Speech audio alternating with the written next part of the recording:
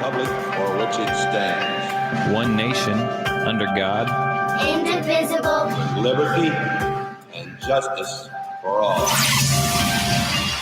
Guns, self-defense, concealed carry.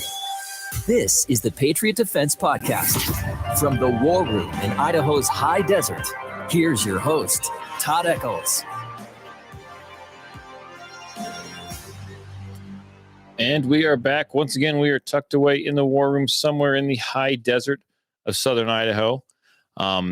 It's just me again tonight. No problem. I'm getting used to doing this by myself. So it's no issues there.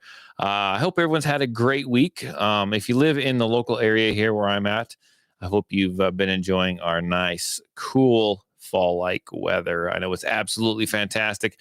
I had a class today. And honestly, I didn't look at my phone, but I think the high temp was probably about 68 degrees. And it was like little to no wind and absolutely 100% beautiful. Absolutely beautiful. Perfect day for a class. Kind of had a small class, but they were all great shooters. It's not too often that I get a class in here where everyone can actually shoot.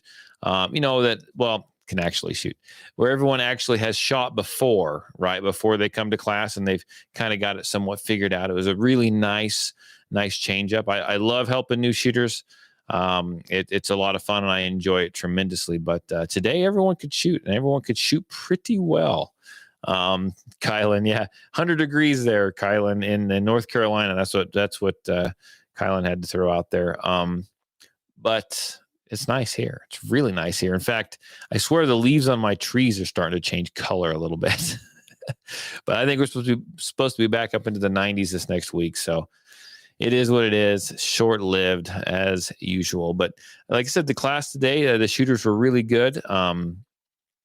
Real fun group. Enjoyed it tremendously. So there was a gal there. She's probably not listening to the podcast, but she had one of those little tiny Kimber 380s, and most people that I've seen that have had they're little guns, like they can disappear in both hands. They can't shoot it real well. She shot that thing absolutely perfect. She kept burying the shots in the same hole. She was stacking shots all class, and she did it for 100 rounds. And those little guns like to beat people up. So I was very, very impressed. Very impressed with her ability to shoot that firearm. So if she's listening, keep up the good work. She'll know who she is if she's listening. I doubt she's listening, but just in case. So I know I keep kind of rubbing my nose and stuff, but I tell you what, we've been absolutely horribly smoky around here. I mean, fires coming in from Oregon and California, and fires burning here in our own state. And it is driving my allergies absolutely insane. I mean, we need some rain here and get the smoke out of the air. But let me look here. I'm trying to be organized because it's just me again this evening. So we're looking here. Let me look here. Okay, well, you know what? We got some breaking news. Let's play some breaking news. We won't even start with the little news. We'll start with the breaking news because, well, I probably should have jumped on and said something about this yesterday, but here we go. We said some breaking news that is going to affect a lot of you out there. Basically, the Biden administration just released some new sanctions, and one of those is on Russian manufactured ammo. So right now in the U.S., approximately 40 to 45% of all ammo sold here in America is made in Russia. And of course, that tends to be the cheapest stuff, the Tula, the Wolf, the Bernal, etc. And what that does is it helps keep ammunition prices down, right? It's a competitive force in the market, and it looks like that's going to go away here shortly. So just reading from the actual sanctions itself, it says the sanctions include restriction on the permanent importation of firearms or ammunition manufactured or located in Russia pursuant to new or pending permit applications. And then it says new and pending permit applications for the permanent importation of firearms and ammunition manufactured or located in Russia will be subject to a policy of denial. So if you don't know, basically, in order to import ammunition into America, you need to have an approved form from the ATF. They approve that form, then you can import it. And right now it's saying right here, if it's manufactured in Russia, they will deny it. So again, right now, if you look around as of when I'm filming this video, There's AK ammo out there for 29 cents a round, 35 cents a round. That's probably the cheapest it's going to be for years, because the reality is the U.S. manufacturers, if this policy stays in place, will pick up the slack, but that takes time. And it's just going to take a while, unfortunately. So if you're looking to pick some up for the next couple of years, I'd probably buy it now. That's my advice to you anyway. If you guys are watching this on YouTube, links for it should be on my Facebook page, as well as Telegram. Oh, there you go. You don't need to know about where I found that clip. No, actually, I found that clip off of YouTube. It's kind of where I go for all my news. But there you go. Biden is banning the import of Russian ammo for at least a year. And then, I think he goes on to say that for at least a year. And so that happens, that usually when they do something like that with ammo, it never comes back. So I think he said that was about 40% of the ammo that we can get today is imported from Russia. That is a huge deal. That is a huge deal. Just right now, when we are just now starting to get our ammo back, we're just now starting to get our ammo back on the shelves. The prices are coming down a little bit. And, having imported ammo imported from Russia, would help keep prices down to a certain extent. Now, with that going away, he's cutting into the ammo that's coming back. So is this how he's going to help regulate or is this how he's going to help destroy the Second Amendment? He's not necessarily going after the guns right now. He's going after the ammo. Well, they're going to nitpick at every direction that they can find, right? A little here, a little there. This is just one of those directions. If he can cut down the ammo that is actually starting to come back in stock now by banning the importation of Russian ammo, then we're all in trouble. We're all in trouble. So I don't want to see another ammo panic, because I need to restock. I haven't restocked for quite a while, but I'm telling you, I think it might be coming. And without having to jump into a lot of political stuff, I actually think I see another lockdown coming. I think all this stuff is coming. I think you give it a month, if that, and I think it's going to get bad again, like it was last year. Honestly, are guns going to be hard to come by again? Possibly. Is ammo going to go up in price and become scarce? Possibly. And at this point, it'll probably go up in price a little bit, since they're taking and getting rid of half the market. So that's essentially almost half the competition, right? I don't know. Your guess is as good as mine. And I always want to let you know, too, that the episode tonight might be just a little short. Todd got a little busy toward the end of this week. The weather was cooling off. Kids are back at school. Vacations are over. And my phone is ringing again. Thank you, Lord. Okay. Thank you, Lord. The phone is ringing again, and I'm getting people sign up for classes. I kind of got a little busy. I know I went ahead and scheduled another women's group class starting in September, and I'm really excited about that. So two of the people that I'm jumping all over the place today, by the way, two of the women that were in my concealed carry permit class today one is a recent graduate of one of my women's shooting academy classes, and the other one is currently enrolled in one. So she's in the middle of it. I tell you what, it is so much fun. And it makes me so proud and feel so good to see these women that they came to me. They had these guns. They didn't even know how to rack the slide. They didn't even know how to load a magazine, right? They've been taking some of these classes from me, and they've learned, and they've gained confidence, and they're, they're more comfortable around them. And then they sign up for this permit class, and they come to the permit class, and man, they can shoot well. They're confident. They don't have to ask a lot of questions. I'm there if they need me, but they know what they're doing. They don't feel intimidated by the gun. They don't feel intimidated by others in the class. It's an absolutely fantastic feeling for me just to kind of see them succeed, right? They succeed in wanting to know how to use their firearm, and they're moving on, and they're taking the next step. They're learning to draw and shoot. They're getting their permit. They're confident. Absolutely fantastic. In fact, so much so that one of them is shooting one of those little Mossberg, I forget what it is, like Mossberg something SC1s or whatever it's called. I forget the exact model. And she almost won the bullseye competition. I have a bullseye competition at the end of every class, and she almost won, right? She lost by just a hair. And so I was pretty proud of her. And she's maybe put couple hundred rounds through that gun. That's all she's ever shot. So I was real. I had an incident. Well, I heard of an incident. A friend of mine actually was on the phone with me earlier this week. He called me out of nowhere, and we were just chatting. And I'm not going to throw any names out there or anything. I kind of was laughing about the whole situation, and I got to think how bad this could have gone. But he was on the phone with me, and he was picking up his kid from school. His wife was out of town, and he called me from his car, and he's waiting to pick up his child from school.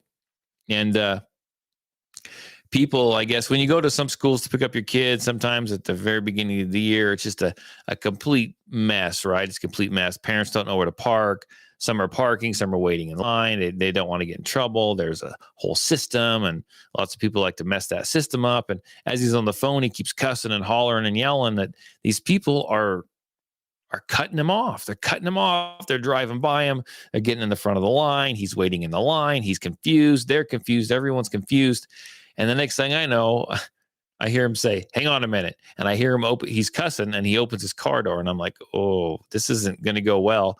And I hear him walk up to this other car, and he's kind of yelling, and the person gets out, and they're like, "I don't know where I'm supposed to go." And they're upset, and he's upset, and they're going back and forth a little bit. And he gets back in his car, and he's like, "This is ridiculous. I can't believe this is happening.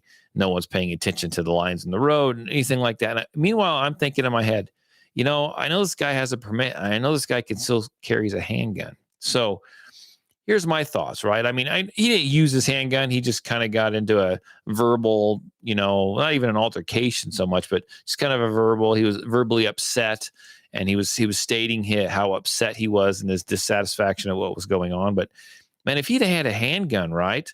Granted, he's at a school, but imagine if he's not at a school. Imagine if he was just in town, right? Maybe it was road construction or something like that. And you get out and you are showing a little bit of road rage, maybe. You're a little bit upset. And you lift your arm up to wave it in the air or whatever, and someone sees that you have a handgun, right? That's not a good thing. I think that you really need to, now we're all human, but I think if you're going to carry a firearm, you really need to be careful with what you do. Because if you had a handgun, and even if he didn't draw the handgun or threaten to use the firearm, if it was on him and someone saw it, that would have gone bad. That could go really bad for him. So we need to be really aware as concealed carry holders that when we're out and about, like, we need to not make sure we don't get involved in certain things, right? You want to try to have as even killed temper as you possibly can. You don't need to run into a situation looking to use your firearm, and maybe some situations where you wouldn't use your firearm, you just need to stay out of, right? I mean, it's a choice, right? We all have to make the choice. There is going to be a risk involved. So he made a choice, and luckily he was okay, and nothing came of it, from what I could tell. I mean, I saw him today, and everything was good, right? He didn't use his firearm. He didn't get his firearm out. He never had to. He probably never even thought twice about it. But that's the thing. We carry these firearms around. We need to remember that we possibly have this firearm on our person. And if someone sees us getting upset, and then they see that we have a gun, they see it printing. Like I said, our shirt, our coat rides above it, whatever it is, that could go south for us really quickly.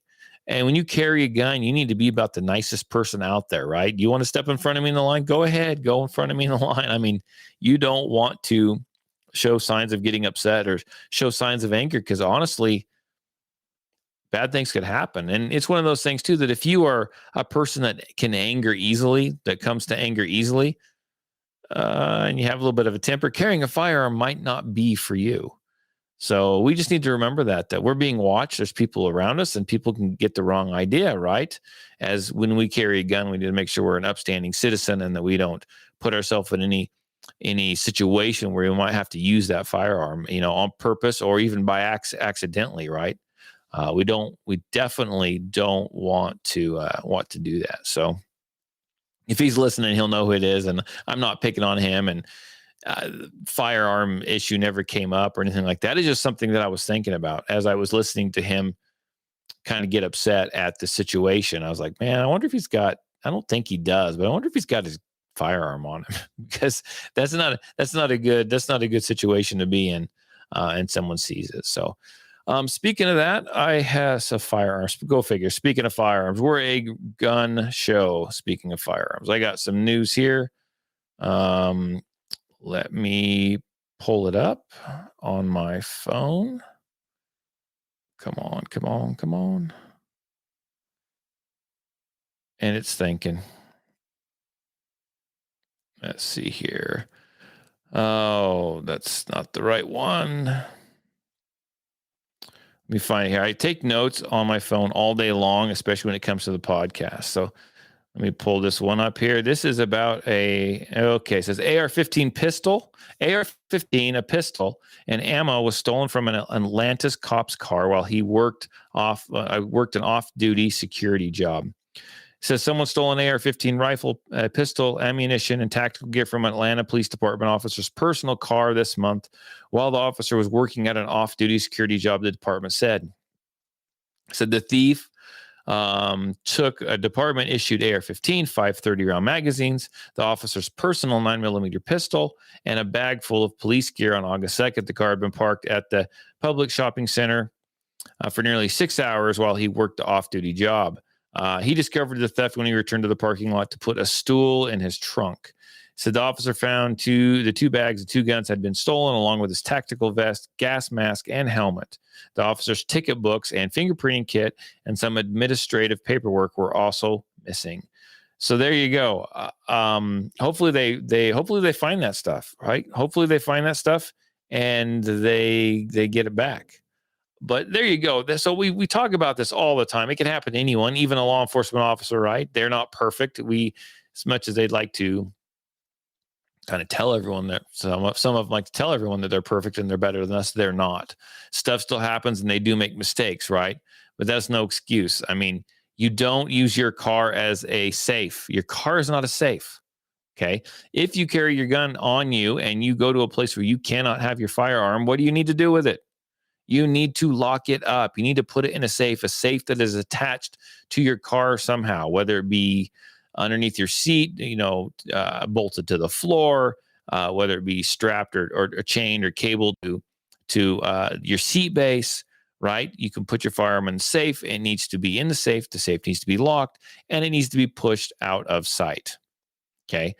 If you've got something big like a bunch of rifles, you've just got back shooting, don't go to the mall. Don't go to your next job. Leave them at home. So essentially what has happened now is if someone breaks into your vehicle or even your house, but we're talking about your vehicle right now, and they have easy access to your firearm, because I guarantee you there's people that walk around and look in vehicles to see what there is to see and see what they can steal, see what they can do a smash and grab on. If they take your firearms, so essentially you aren't necessarily going to be in trouble for that. But now you've just armed a bad guy, and he may take that gun and he may use it in a crime. He may use it in a murder, right? He may shoot someone with your gun. You've just armed evil, right? You've just armed a bad guy. We need to be more responsible for that. This officer needed to be responsible. In fact, if I go on an article and read, it says he kind of broke department rules by leaving that stuff in his vehicle. His personal vehicle. So we need to be responsible. You have that firearm, you do need to be responsible for it.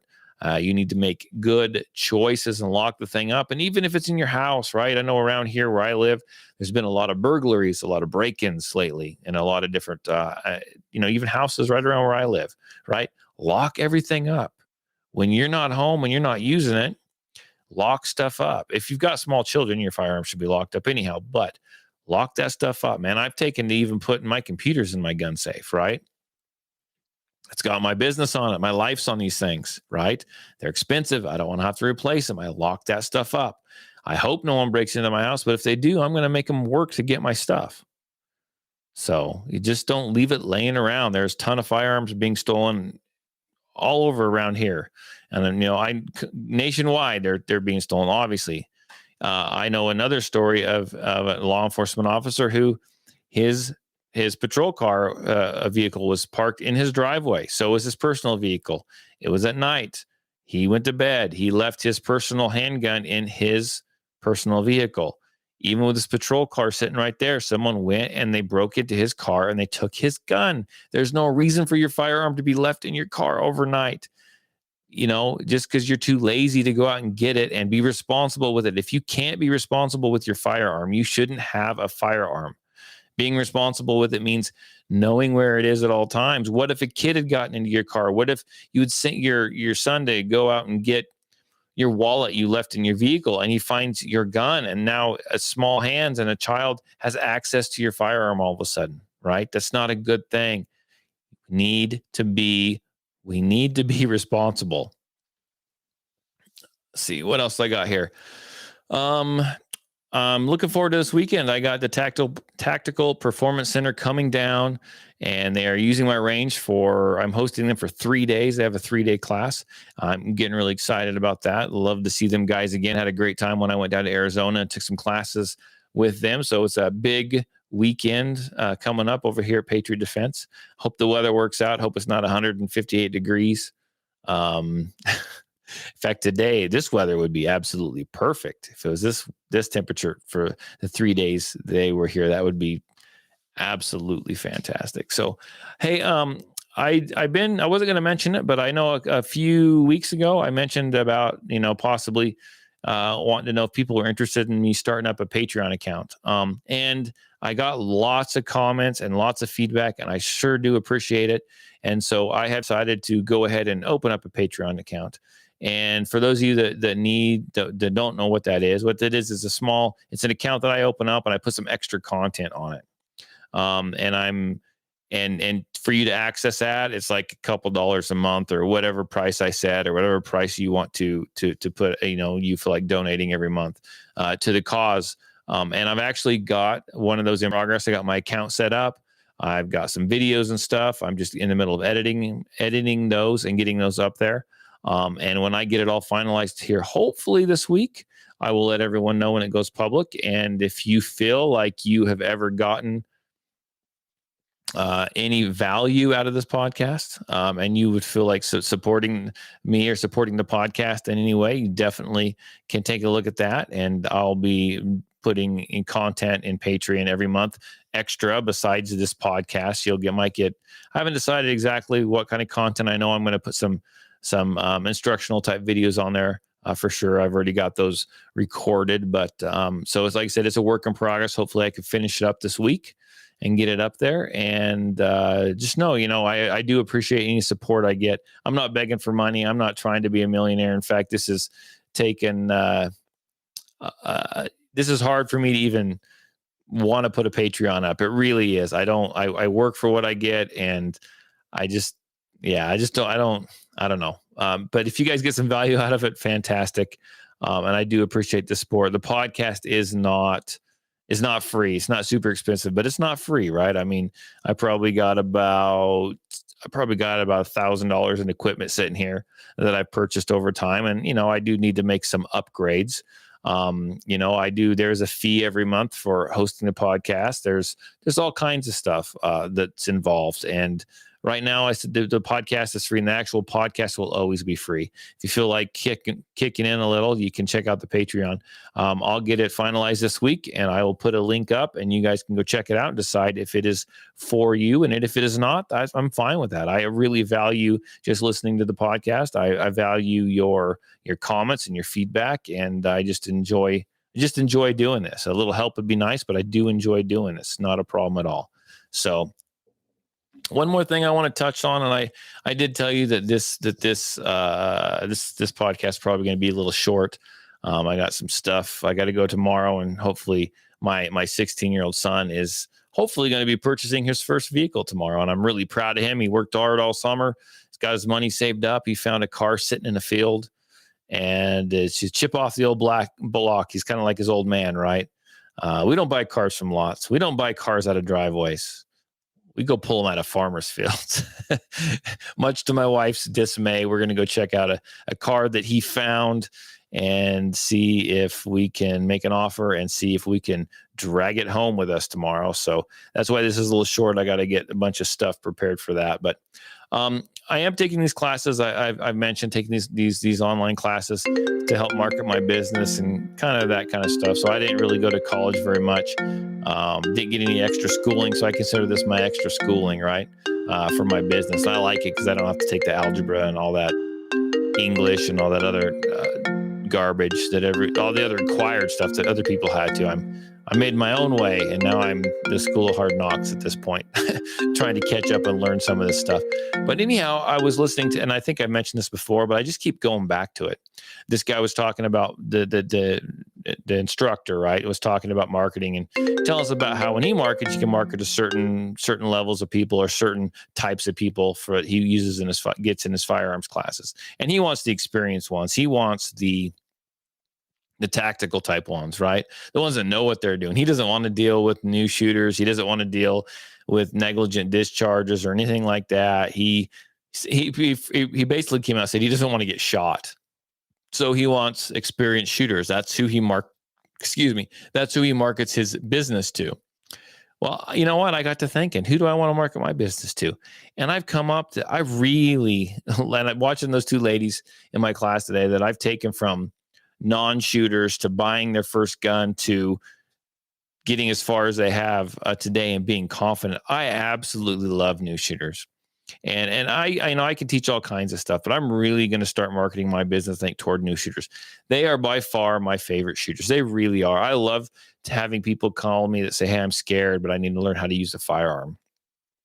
I'm never shot before, but interested, or I want to buy a gun. I've never shot before at all, or I'm terrified because I've had this bad experience with firearms and I need to get over it and I need to be able to protect myself. I love taking those kinds of shooters and helping them, right? Baby steps, stay, step by step, get used to the firearms, get confident with them, know how to shoot them, not be scared of them.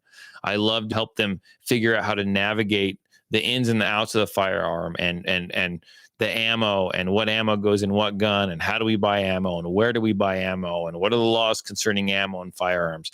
And I've even gone as far as to going into town and helping them shop for a handgun, right? I go there so the guy behind the counter, not everyone's like this, but I go there so the guy behind the counter doesn't lead them astray, doesn't take advantage of them. I love doing that. I love helping the new shooter. And then I love taking them along and having them learn how to shoot and seeing them progress and helping them progress from non-shooter to shooter to concealed carry holder to, draw and shoot to just getting super excited to learning all this stuff, from handguns clear up to rifles to, in January, they bought one gun. And then by August, they got 5 or 6 handguns, right? Absolutely fantastic. I'm really passionate about that part of my business. I love the new shooters. I love helping them. It brings me such satisfaction, right? And I think honestly, that's why I got into this, because that's actually what got me started is I would take new shooters out. And I really enjoyed taking new shooters or someone who is apprehensive or hated firearms or listened to all the bull crap they heard in the media about them and take them out and show them how fun it is and showing them that what they heard in the media really wasn't true. I mean, you have to decide for yourself, but it's typically not true. And I just enjoy that part of this whole business. I really do. And I think that honestly is my little niche market. I absolutely love that. So yeah, just something I've been thinking about. Thought I'd throw it out there for everyone. So you know what? I think I'm going to go ahead and wrap this up. I have got to go and get some other stuff done tonight. But I appreciate you listening. And I know this wasn't probably the best podcast episode that I've ever done. I know I've done better and I know I could be a little bit more prepared, but I do appreciate you hanging in there with me. And this coming weekend, hopefully, I know the guy that is coming down for the Tactical Performance Center, he said that he would actually jump in and do a podcast with me. So I'm hoping that offer is still there, the instructor, and we'll get him on the air. We can I can ask him some questions and see what he has to say on a few things. I think that would be kind of a fun show to do, something I don't get to do all the time. So I look forward to that. Again, thank you for listening. Thank you for watching. Share this with your family and your friends. Share it on social media. I really do appreciate that. I love scrolling through Facebook and seeing people that I know, friends on Facebook, have that actually grabbed this and they've shared it with their family and friends. And I know it doesn't always get a lot of likes or shares after that, but I sure do appreciate that. And if you just keep on doing that, that's absolutely fantastic to me. That makes my day when I see that. But If you guys got any comments or questions, let me know. You can call me. You can text me, area code 620-794-6223. That's area code 620-794-6223. I appreciate you guys joining me tonight. Hope you guys enjoy the rest of your weekend. And the kids are almost, if your kids aren't back in school, they will be soon. I know mine are, and I love my kids, but it's kind of nice to have them back in school. So I am going to enjoy this full week of school coming up, and I'm going to get some other stuff done. So I will talk to you guys later. Thanks for listening. Bye.